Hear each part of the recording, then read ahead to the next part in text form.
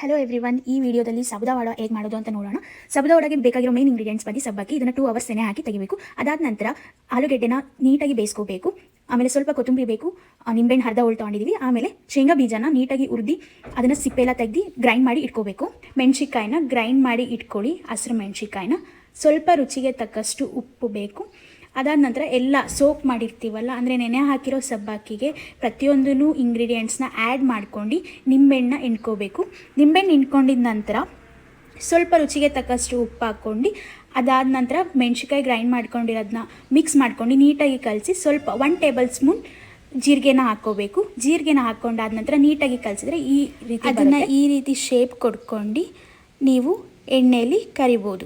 So ಈ ರೀತಿ ready ಮಾಡ್ಕೊಂಡಾದ ನಂತರ ಕಾದಿರೋ ಎಣ್ಣೆಯಲ್ಲಿ ಇದನ್ನು ಕರೆದ್ರೆ ಬಿಸಿ ಬಿಸಿಯಾದಂಥ ಸಾಬುದಾ ವಡ ರೆಡಿ ಆಗುತ್ತೆ. ಸೊ ಇದನ್ನು ಮಾಡಿದ್ದು ನಮ್ಮಣ್ಣ ತುಂಬ ಟೇಸ್ಟಿಯಾಗಿತ್ತು. ಇದನ್ನು